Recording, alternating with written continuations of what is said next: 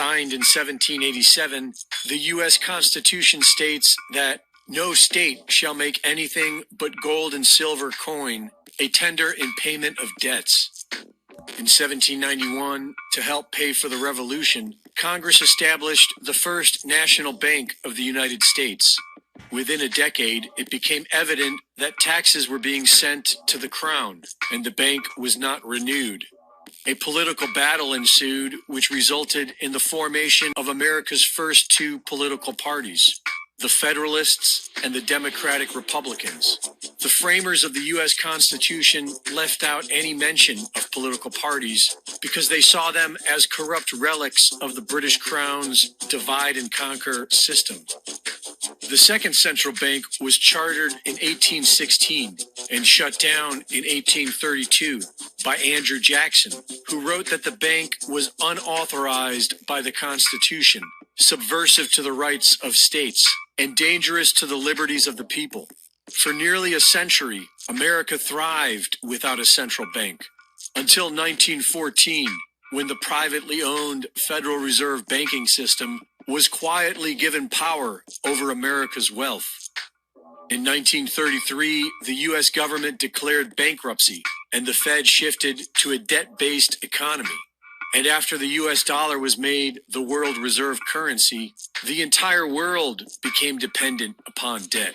A currency backed by nothing but debt and IOUs was doomed to eventually fail from the start. And that day appears to be coming soon. These big banks have funded wars and criminally profited off human suffering for decades. Credit Suisse alone has been fined over 50 times for over $10 billion for money laundering, fraud, espionage, drug trafficking, and stealing money from the people.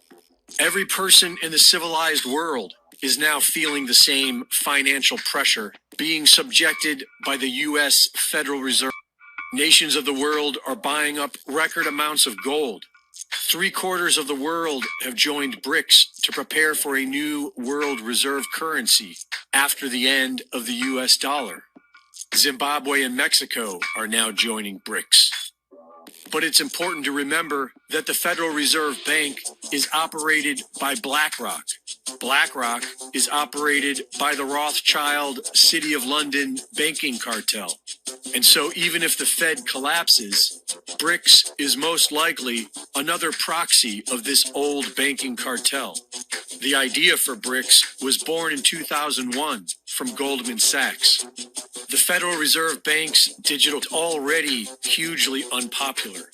CBDCs are being rejected upon arrival, but that isn't stopping the federal government and the failing big banks from luring the population into their new nightmare system. This July, the Federal Reserve Bank will be launching Fed Now and managing practically every transaction made in the United States. Then all they have to do is what the Nigerian central bank just did: shred and destroy mountains of cash and stop filling the ATMs. But we're not slaves yet.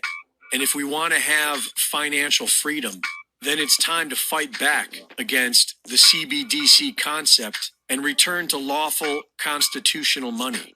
Oklahoma has a law in the works that will protect Oklahomans from being forced to adopt a CBDC.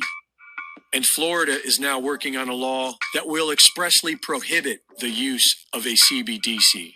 Florida's Governor Ron DeSantis is calling on other state governors to do the same and fight back against CBDC nationwide. At least a dozen states have passed laws to begin accepting gold and silver as cash, on the path to returning to a lawful constitutional money system. Several states have begun printing their own gold backs, a currency shaped like notes made of thin layers of pure gold with a polymer coating, making it easy to spend $1's worth of gold. And the free market has been busy figuring out blockchain banking since the Bitcoin white paper. We don't need a central bank or a government to manage our money, but we have to act now and prepare. Reporting for InfoWars, this is Greg Reese.